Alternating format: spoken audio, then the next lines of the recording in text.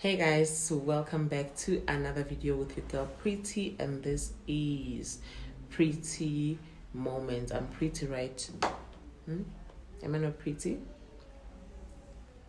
I don't know why I like to just bring my tongue out, but yeah guys, I feel like this is very dark. I honestly feel like this is very dark. Yeah, why don't we use this one? Isn't it this better? I have a stain on my hand. Isn't this better? No. Yeah, I feel like this particular one is better. How are you guys doing?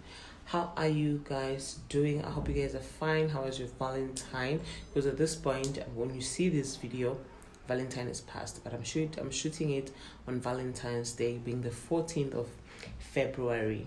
So how are you guys doing? How did you spend your Valentine? And I hope everything went well. I hope they did shock you. I hope they did surprise you, because as for me, no one to shock me, no one to surprise me, no one to spoil me. So my mouth.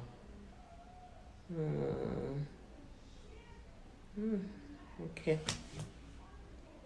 So we talking about China.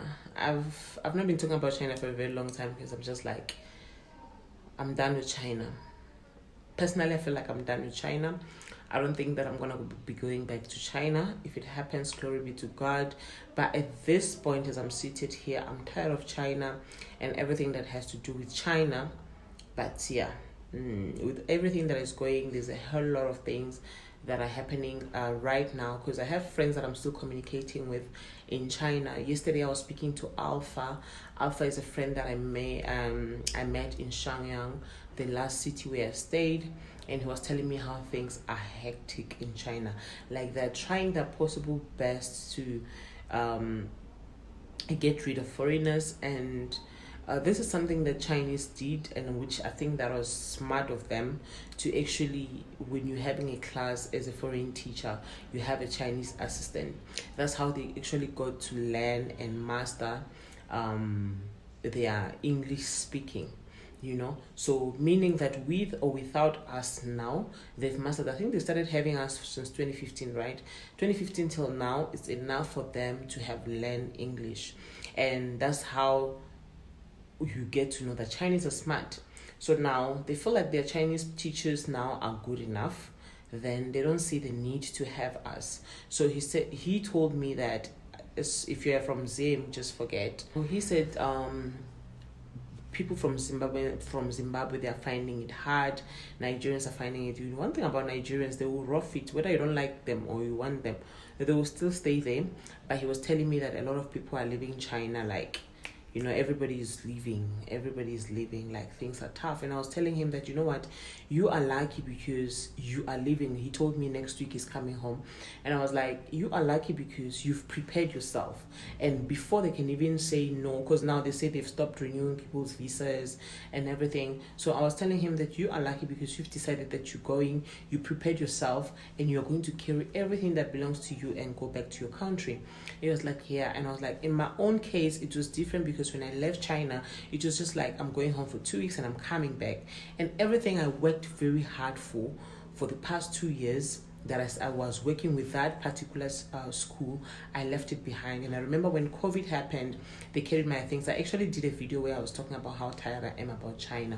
So they took my things to school. Then I'm talking about like maybe 100 kg of clothes, of their 2 laptops. Like, there's a lot of my belongings.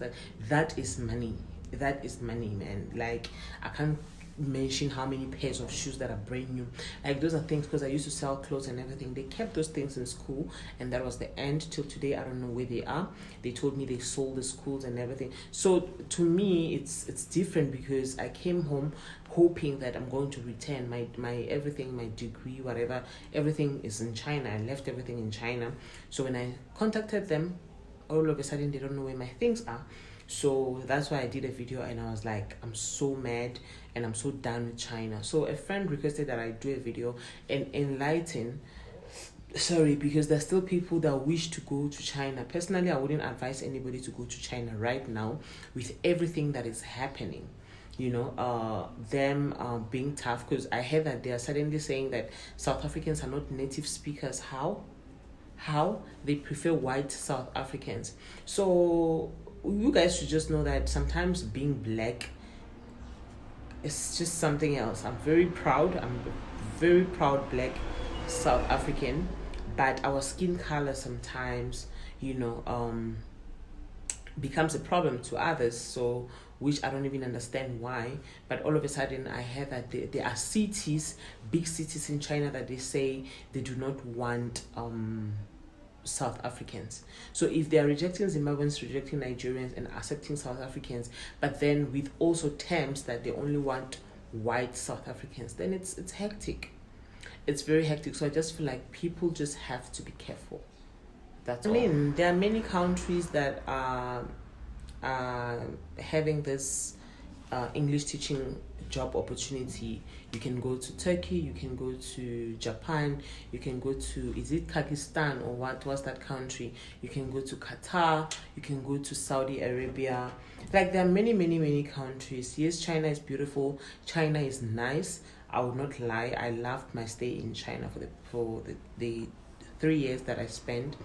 But right now, China is a no-no.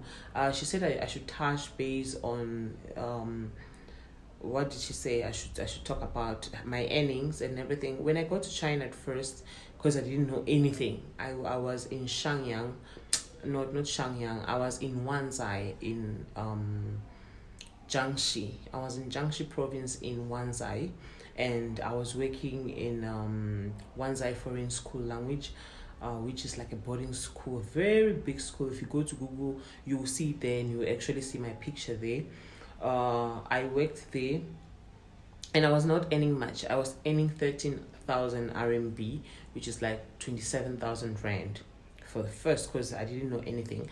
But after a year, I told them I wanted a raise, and they said no, what, they don't have money, whatever, because it's a county, like it's a very small city. So, and which is a private school. They were making a lot of money, but they were not willing to pay. Then by then my eyes don't open. So I decided to come back to South Africa. Then I came home, and then I applied from here. Then I started working with my school. What's this? The one that I worked for 2 years, which is Euroland International School. I worked there. First year I was working as a teacher. Then second year, I was still working as a teacher. What am I saying? I was working as a teacher, but promoted to being a manager, and I was managing all the foreign teachers based on experience. Obviously, 2 years is not 2 days, so I've gained so much experience that I started training other teachers, and yeah, so I was a manager there before the whole COVID thing happened. And I found myself in South Africa, and there I was making at least I was earning 15,000 RMB. 15,000 was like 31,000, and which they later increased when I became a manager to 16.5, which is like 16.5. Guys, do the calculation if you know Chinese money. So that's the money that I was making in China, and I had obviously a business I was running. Even though people back home, they fucked me up with the business. They will eat your money, they will not play with you, they will not play with you. So she said I should talk about savings, how I was saving. So first year, I will not lie, I did not really save much, because first year it was that thing that, hey, so now I'm making my own money. Not that I was not making money. When I left South Africa, I was having a restaurant, I was having a salon, so I made money. I know what is money before I went to China, for record. So, but then I was not making that much. So when I started making much, like 10, 20k plus, I was like, this is time for me to actually do all the things that I've always wanted to do. And then I started with hair business, because that's my passion. I started buying hair and sending back home here for them to help me resell, not knowing they were just eating my money. They did that until I came home and I found that there's nothing. So first year I lost everything. So my instead of me to save money, in cash. I rather was just buying things and saying, okay, if I take the stock back home, they can help me to resell, then send the money to my account. But nothing like that happened. Then second year, I saved up and I was saving towards giving my mom like the best tombstone, whatever, and I did that. Also, the family fucked me up. They did not buy the kind of tombstone that I personally wanted, but that's what I was actually working for. My second year. My third year, I managed to secure a car. No, second year, I managed to secure a car for myself. So third year, I started building at home, which I didn't really complete the building. The time I came home, I did not even complete the whole building stuff, but I started building. So in China, you can save up a lot. You can, with the money that you earn there are people that are earning more. Why I was earning around 36,000 rand is because I was in a small city. I personally chose to be in a small city because I never, where there's too much blacks, there's always problem.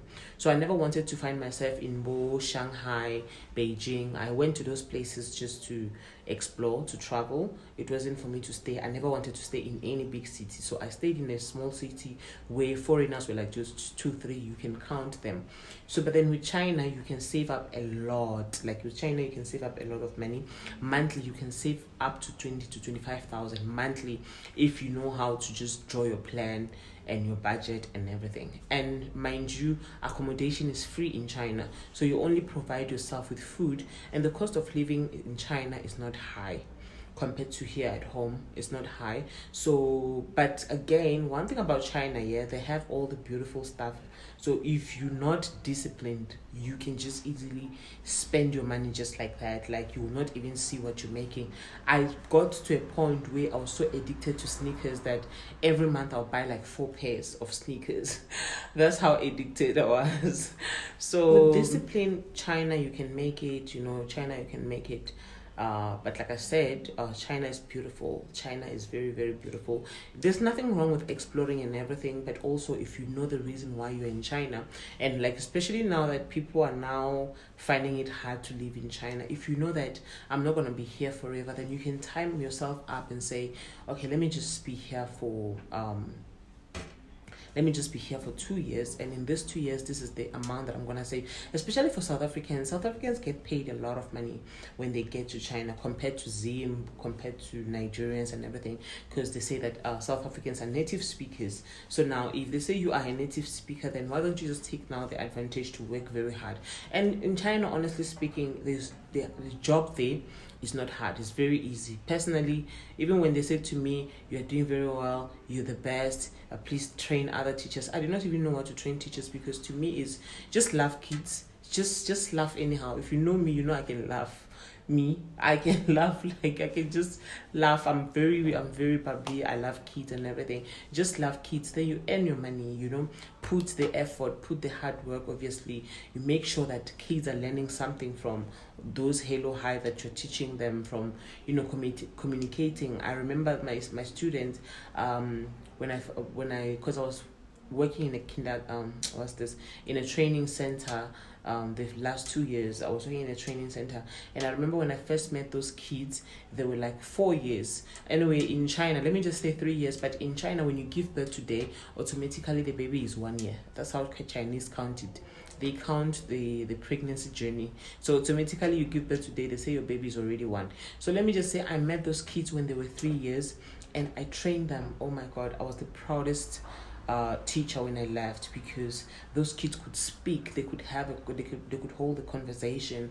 They could greet, how are you, today is sunny, today is this is my name is so, I love this color, I love that one, I don't like this, I like to eat this. Like, it's very beautiful, because when you get to China, those kids are dumb. They'll just be saying lao shi lao shi lao shi every time. They don't know anything, so you must teach them from the basics. So that is it. That's what makes you a great teacher.